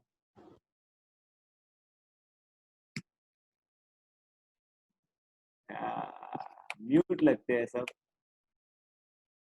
संदीप जी अनम्यूट कर दीजिए. हेलो संदीप जी. हाँ यस सर. हाँ सर, कर दिया सर. ये D D D sir, neighbourhood properties. GDP. B. It is B है sir, B. Yes. Gross domestic product. Gross domestic product. ये शायद इट इज अ बी. कैसे सर, ये कैसे समझाइए इसको. सर आपको सारे फिजिकल फैक्टर्स याद रखने पड़ेंगे. You can asset damage to the building, it is a physical. Okay, property locations is a physical. Neighbourhood properties कैसी है? Neighbourhood properties it is a physical location. Neighbour कैसे है? It is a social. पर neighbourhood की property कैसी है? It is a physical. सही है. नेबर कैसे है वो सोशल फैक्टर है. देखिए आपके बाजू में शायद आई एम अ हिंदू और मेरे बाजू में शानदार मुस्लिम रहता है विथ, तो मुझे फिजिकली कोई इफेक्ट नहीं होता, बट हाँ सोशली मुझे इफेक्ट होता है कि बाजू में यार वो मुसलमान है, हर रोज नॉनवेज खाता है और टंगड़ी मेरे घर पे पास फेंकता है. Clear. So social values are neighbourhood. Neighbourhood property is a physical. तो मैं बोला आपको वर्ड टू वर्ड समझना पड़ेगा, डाइजेस्ट करना पड़ेगा. सही है. अदरवाइज ये ऐसा चैप्टर नहीं है जो समझ में नहीं आए. हेलो. या बोलिए. संजय सर, मैंने पिछले एक क्वेश्चन पूछा था आपसे, वो एक्चुअली बंद हो गया था. वो मेरे को अभी समझ नहीं आया, जॉइंट ओनरशिप और को ओनरशिप में क्या फर्क होगा? हाँ देखिए, को ओनरशिप में अगर देखिए ए बी सी इज अ को ओनरशिप. अगर सी की डेथ हो जाती है तो वो ऑनरशिप उसके सक्सेसर को मिलेगी, उसके वंशज को मिलेगी. जबकि जॉइंट ऑनरशिप होगी ए बी के सी के बीच में और सी की डेथ हो जाएगी तो प्रॉपर्टी ट्रांसफर हो जाएगी to the A and B. नहीं सर, वो टाइटल डीड में मेंशन तो ऐसे होता नहीं है. मान लीजिए ए और बी और सी तीनों डेथ हो गए तब. सर जब लास्ट ऑनर होगा उसके सक्सेसर में जाएगी. हेलो. और बी और बी जाएगी. नहीं, लास्ट जो ऑनर होगा उसके सक्सेसर में जाएगी, because he is enjoying full ownership. Hello. हाँ बोलिए. हेलो संजय सर, ये कैसे पता चलेगा भी ये जॉइंट ओनरशिप है कि को-ओनरशिप? सर वो आपको सैलरीड में पढ़ना पड़ेगा. If there is not a specified mention तो आपको पूछना पड़ेगा. सही है कि ये जॉइनरशिप है या को ओनरशिप है. बट वो तो बोल रहे जॉइंट ओनरशिप है. तो जॉइंट ओनरशिप रिटर्न में ले लो ऐसा हो तो. सही है. Because this concept is not clear by the everyone. Sir ये एचयूएफ है जो, उसमें क्या फर्क, उसमें क्या होगा? सर हिंदू कर्ता फैमिली में क्या होता है कि सारी properties is belongs to the Hindu karta, जो मेन वड़ा बोलते हैं, जो मुखिया बोलते हैं। ठीक है ठीक है। और उसके सक्सेसर को हिंदू सक्सेशन एक्ट के हिसाब से प्रॉपर्टी के राइट्स मिलेंगे। सही है। तो हिंदू कर्ता की प्रॉपर्टीज जो भी होगी वो हिंदू सक्सेशन एक्ट के अंतर्गत जो भी बोला गया है, जैसे लड़के को, बड़े लड़के को इतनी, छोटे लड़के को इतनी, लड़की को इतनी मिलेगी, जो भी प्रिवेलिंग एक्ट है उसके हिसाब से उसे प्रॉपर्टी मिलेगी। But Hindu karta without permission of the anyone can transfer the properties to individual also. Sorry, individual को भी ट्रांसफर कर सकता है, वो किसी को सेल ऑफ कर सकता है। इंडिविजुअल प्रॉपर्टी की एक बात कहाँ पे आएगी? जो हिंदू कर्ता के अंडर में है वो प्रॉपर्टीज, जिसका नहीं, सपोज एक हाउस है, वो एचयूएफ के नाम पर है, जो उसका करता है वो उस प्रॉपर्टी को बेच सकता है? बेच ही सकता है। अच्छा, सही है सर। एडवर्स पोजीशन में इंडिविजुअल की प्रॉपर्टी है, देखिए मैं हाउस का करता हूँ और मेरे लड़के के पास एक और प्रॉपर्टी है जो उसके नाम से है, तो वो मैं नहीं बेच सकता। ठीक है सर। एक जो अपना जो आपने बताया था लीगल अपना पोजेशन और ज्यूरिसडिक्शन, उसमें दोनों में क्या फर्क है? सॉरी, लीगल पोजेशन और ज्यूरिस पोजेशन के अंदर क्या फर्क है जी? Legal possession and judicial possession. हाँ जी। जुडिशियल पोजेशंस में आपको ऑर्डर मिला है बाय कोर्ट या something, though is are owner और नॉट ऑनर। ठीक है जी। लीगल पोजेशंस में हाँ आप sir. May be you are legally by the hello. वंशज। हाँ सर। सही है। हाँ सर आपको आपके फादर से वो प्रॉपर्टीज मिली है, you are not getting a judicial, आपने लड़ झगड़ के नहीं ली है। जैसे बैंक लेती है, जब भी कोई डिफॉल्ट होता है तो बैंक पहले क्या जाती है, कोर्ट में जाती है फॉर द, पहले सिंबॉलिक पोजीशन लेके फिर कोर्ट में जाके जुडिशियल पोजीशन ले लेती है कि अब प्रॉपर्टी हमारी। क्लियर? तो बैंक के लिए it is a judicial position, is not a legal position. जबकि मेरे डैडी मुझे प्रॉपर्टी देते हैं तो it is a my legal properties. अब लीगल प्रॉपर्टीज और जुडिशियल प्रॉपर्टी दोनों में एक चीज हो सकती है, मे आई हैव फिजिकल पोजीशन और नॉट। सर एडवर्स पोजीशन जो है वो कहीं उससे तो रिलेटेड नहीं है कि जिनका टाइटल नहीं है, टीनेंट है, वो काफी लंबे समय तक उसमें टीनेंट रहे हैं और क्लेम नहीं किया ऑनर, तो एडवर्स पोजीशन की डिग्री मिलती है। कहीं वो एडवर्स पोजीशन उससे रिलेटेड तो नहीं है? हाँ, एडवर्स उस तरह भी के एडवर्स पोजीशन होता है। एडवर्स पोजीशन मतलब सम टू द कंडीशनल। सही है। जैसे मेरी प्रॉपर्टी थी 50 साल पहले, मेरे बाप दादी की प्रॉपर्टी थी 50 साल पहले, अब 50 साल के बाद मुझे याद आया इट इज माय प्रॉपर्टी, तो I can claim for the adverse position. सही है कि सर एक बार ग्रॉस डोमेस्टिक प्रोडक्ट बताएंगे? सर मेरा ग्रॉस डोमेस्टिक प्रोडक्ट कल इकोनॉमी में आया था। सो कंट्री के विद इन जियोग्राफिक रीजन में, कंट्री के जियो लिमिट रीजन में जो भी सम ऑफ द आउटपुट है, it is a GDP, gross domestic product. इसके अलावा when we are adding GDP plus net income for abroad, इसके अलावा within a geographic region बाहर से भी या बाहर से अंदर से भी जो ऐड करेंगे, it will become a JNP, gross national product. Sir एक क्वेरी है मेरा। हाँ हाँ बोलते रहिए। सर एक है joint ownership, sorry type of ownership और टाइप ऑफ ऑक्यूपेंसी में। सपोज कोई प्रॉपर्टी है, value of property is 50 lakh, जिसमें बैंक लोन है और एज ए ओनर मेरा शेयर 30 लाख है, ऑक्यूपेंसी भी मेरे पास है, but by virtue of loan वो प्रॉपर्टी मॉर्टगेज है बैंक के पास में, तो who is the owner of the property? Again मैं थोड़ा समझा नहीं। सर एक प्रॉपर्टी है 50 लाख की, जिसमें 30 लाख मेरा शेयर है और 20 लाख बैंक का लोन है। किसने लोन लिया? बैंक का लोन है सर, किसी बैंक का लोन लिया? आपने लोन लिया? हाँ मैंने लोन लिया है। हाँ, ओके। और चूंकि जब वो कॉन्ट्रैक्ट बनता है तो बैंक उस प्रॉपर्टी को मॉर्टगेज करवा लेता है, तो by virtue of mortgage ownership, तो ये पूरी प्रॉपर्टी क्या बैंक की हो जाती है या कि नहीं, मेरी रहेगी? प्रॉपर्टी तो आपकी ही रहेगी, ऑनरशिप इसी आपकी ही रहेगी। ओके, बट अगर आपको 20 लाख रीपेमेंट नहीं करते हैं तो बैंक जुडिशियली पोजेशंस ले सकती है। जुडिशियली मतलब आप you are not paying all the things, आपका टाइटल डीड मॉर्गेज है, सब कुछ है, तो जुडिशियली पोजेशन ले सकता है। जो आपकी प्रॉपर्टी 50 लाख की है, 20 लाख में वो आपकी पूरी प्रॉपर्टी ले सकती है बैंक। ओके, देखिए वहां पे 3 चीज आती है actually. It is a mortgage, 3 word है, प्लीज, हाइपोथिकेशन एंड मॉर्गेज। जब भी कुछ मॉर्गेज करते हो आप तो डायरेक्टली सेकंड ओनर बन जाता है आपका। हमने ओनरशिप में देखा था, ओनरशिप बाय मॉर्गेज, जो बैंकर या लैंडर होता है वो सेकंड ओनर बन जाता है। If you are not fulfil the conditions, mortgage की कंडीशंस आप फुलफिल नहीं करते हो तो वो ओनरशिप क्लेम कर सकता है। आप अगर रीपेमेंट कर दोगे तो आफ्टर रीपेमेंट वो इजीली हंसते हंसते आपको ओनरशिप वापस कर देगा।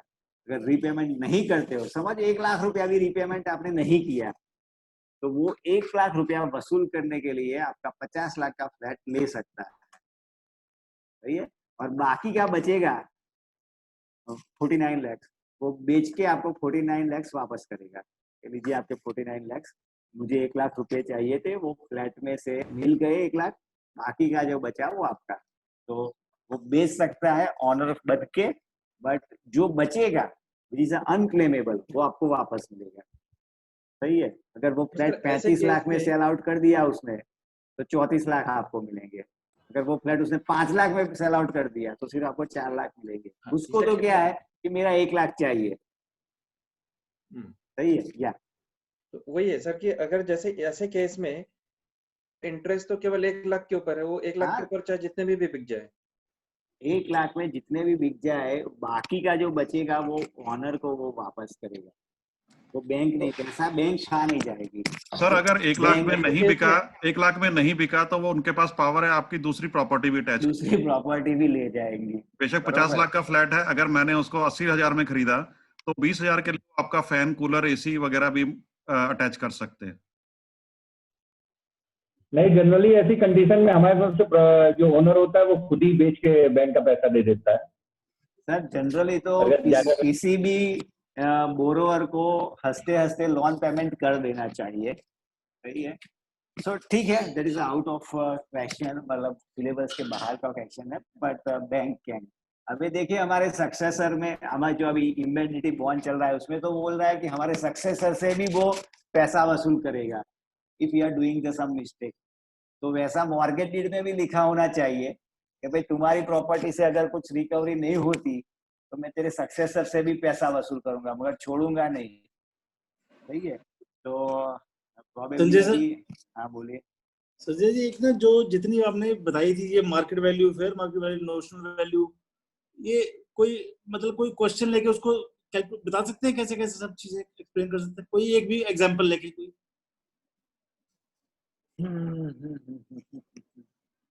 जैसे बता, चलिए, in which of the following proper marketing period is not provided? In which of the following proper marketing period is not provided? Okay, market value, fair value, orderly liquidation value, forced liquidation value, realizable value, forced liquidation. Hello, या question repeat करते हैं।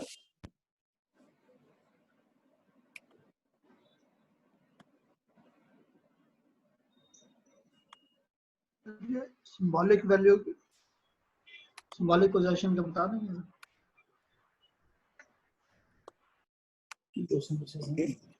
Proper marketing is not provided. Market value, okay, liquidation value, orderly liquidation value, forced liquidation value. इस 4 में से कौन सी value में आपको proper marketing period provide नहीं किया जाता? Force liquidation. Force liquidation is the right answer. Okay, orderly liquidation value में आपको रीजनेबल टाइम दिया जाता है. मार्केट वैल्यू में आपको प्रॉपर मार्केटिंग पीरियड दिया जाता है. सही है. और लिक्विडेशन वैल्यू में ऑल्सो रीजनेबल टाइम इज दिया जा रहा है. ये सिंबॉलिक पोजेशन, क्या बोलिए सर, सिंबॉलिक पोजेशन के बारे में बताइए. मतलब you are taking the possession by name only. भाई ये प्रॉपर्टी आज से मेरी, मे बी अ लीगल और physical possession you have not. जब बैंक में कोई पेमेंट नहीं करता है बार बार नोटिस देने के बाद, तो bank go through the judicial possession. मगर जब तक जुडिशियल पोजेशन उसे नहीं मिलता तब तक वो सिंबॉलिक पोजेशन लेती है. भाई ये प्रॉपर्टी अंडर दिस पोजेशन है. क्लियर. फिजिकल पोजेशन उसके पास नहीं होता या जुडिशियल पोजेशन भी उसके पास नहीं होता है. बट ड्यूरिंग द कोर्ट उसे ऑर्डर करे कि you are now owner of this property due to this under this clause. So they are taking a possession under the symbolic, just symbol कि ये प्रॉपर्टी फला बैंक के under में है. तो लीगल भी नहीं होती वो, उसके पास फिजिकल भी नहीं होती. It is called the symbolic possession. मतलब दादागिरी से जो लेते हैं वो सिंबॉलिक होता है सर. सॉरी, दादागिरी से जो पोजीशन जो लेते हैं समटाइम. ओके, कई बार ऐसा होता है कि बैंक्स वाले आते हैं और इमीडिएटली आपको बोल दो, सही है, फिर वो सिंबल पोजीशन में चले जाते हैं, फिर वो कोर्ट में जाके लड़ते हैं और जुडिशियल पोजीशन लेते हैं. ओके, तो सर वो क्वेश्चन पेपर से डील कर कीजिए.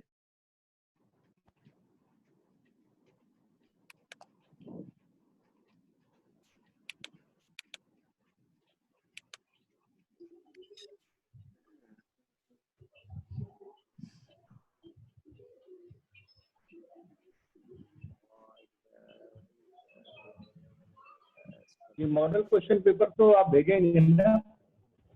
सॉरी, ये मॉडल क्वेश्चन पेपर तो मतलब हम लोग को मिल जाएगा ना आपका?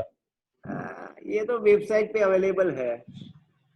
सही है. आप देन ऑल्सो मैं अभी आपको व्हाट्सएप में कर देता हूँ, कोई बात नहीं.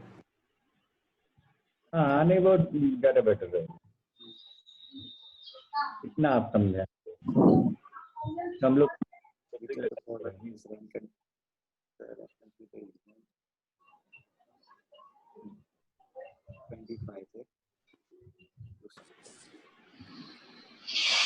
हाँ सर, यहीं पर लीज होल्ड जो लिखे हुए हैं क्वेश्चन नंबर 40 40 सर वो है, बट ये हमने नहीं पढ़ा. That is a part of the income approach. जो हमने कंस्ट्रक्शन ऑफ द टेबल नहीं पढ़ा है उसका क्वेश्चन है. ठीक, okay sir. Yeah. And you is also, this is also, yeah, it is also seeking fund. Okay, a proposed development of the 4-line highway along with the city's urban area. It is a question related to the urban infrastructure. इससे क्या होगा? Okay, so increased demand of the land in the land along with the road. सही है. आपके आजू बाजू से अगर कोई हाईवे निकलता है तो उसके हाईवे के आजू बाजू, रोड के आजू बाजू लैंड की डिमांड बढ़ेगी या लैंड वैल्यू बढ़ेगी अगर कोई हाईवे या स्टेट हाईवे रोड जाता है तो. Okay, so it is a practical based on the urban infrastructure projects. Okay, which of the following would have effect on the development potential and value of the properties?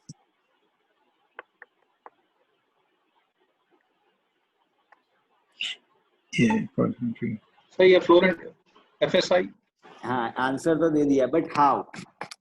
क्योंकि जितना floor space ज्यादा allow करेंगे उसकी values land की ज्यादा बढ़ जाएगी, तो उसमें रिटर्न उसमें ज्यादा मिलने का चांस. हाँ, जितना FSI ज्यादा उतनी उसकी लैंड की वैल्यू ज्यादा. ओके, जितना FSI कम लैंड की वैल्यू कम, क्योंकि जितना FSI ज्यादा उतना कंस्ट्रक्शन एरिया ज्यादा होगा, उतना कंस्ट्रक्शन एरिया ज्यादा होगा उतना सेल बढ़ेगा, जितनी सेल बढ़ेगा उतनी इनकम बढ़ेगी, सही है। तो higher FSI fetch more value of a land, सही है।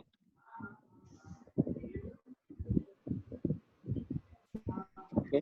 Demand of the real estate in a specific location is not influenced by the which of the following. तो जो factors है, that is a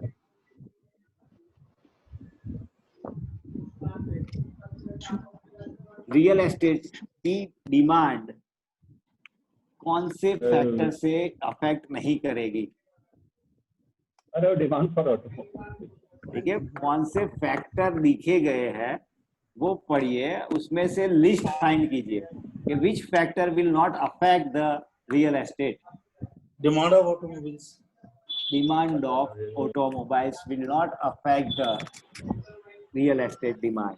okay, pricing of house affect, pricing बढ़ती है तो demand घटेगी, pricing कम होती है तो डिमांड बढ़ेगी, नॉर्मली बोल सकते हैं। Cost of the borrowing, borrowing cost मतलब इंटरेस्ट रेट बढ़ता है तो डिमांड कम होगी, इंटरेस्ट रेट घटेगा तो डिमांड बढ़ेगी। Consumer preference can affect the real estate, सही है। तो जो सबसे लिस्ट जो बकवास रीजन है, it is a demand of automobile.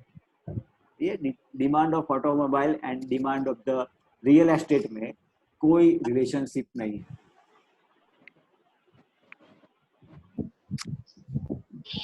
Okay. Which of the following is not object of the green building code? Okay, it is a physical green building code. Green building code में क्या नहीं आएगा? Not. तो सारे conversion आएंगे, water conversion आएगा, energy efficiency आएगी, virgin material आएगा, cost of the construction, it is not a concept और objective of the green building code. Normally when you are going to develop green building, आपका cost of the construction बढ़ेगा compare to the conventional construction, सही है।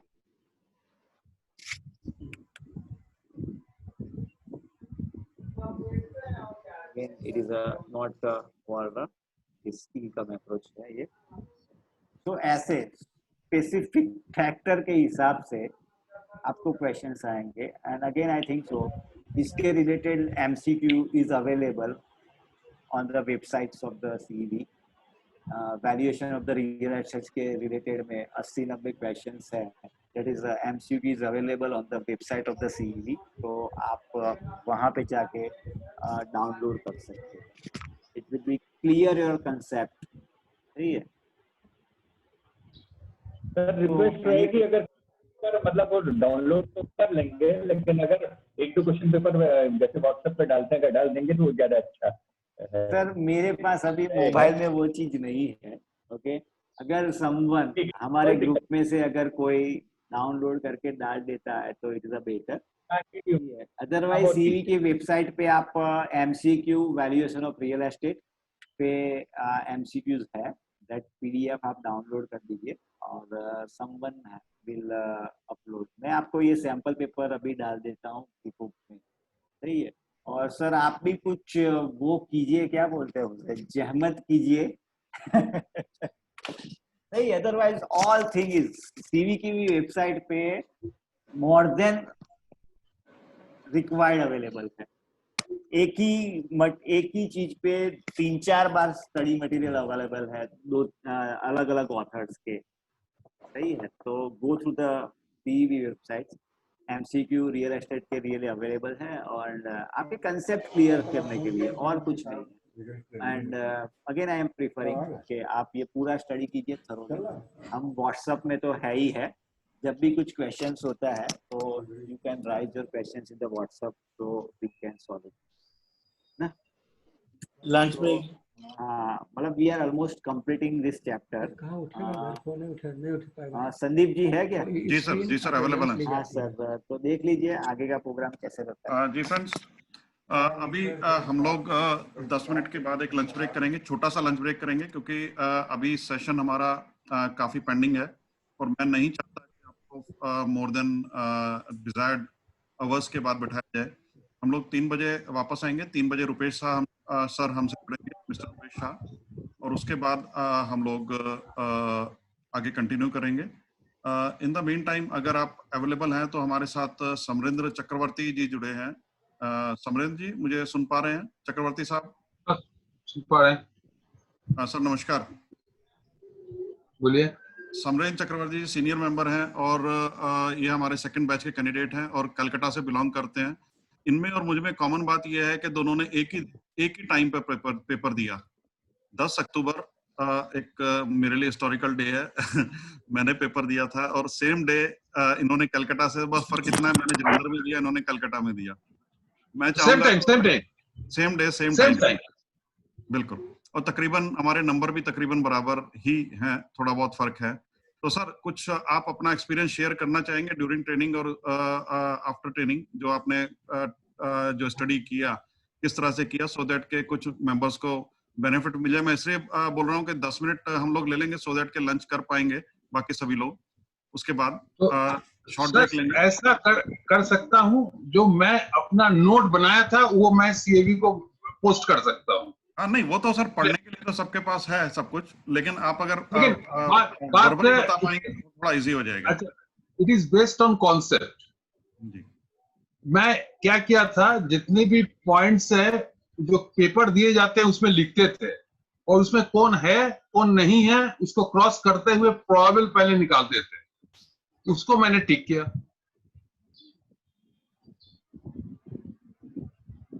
जी वैसे करके मैंने किया। जी sir.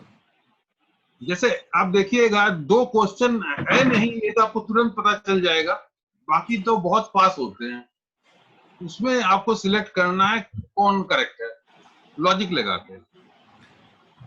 जो सर आपने फिजिकल ट्रेनिंग जलंधर में किया था उसका कुछ एक्सपीरियंस शेयर करना चाहेंगे, जब आईबीबीए का इंस्पेक्शन भी हुआ? It was an excellent experience for me.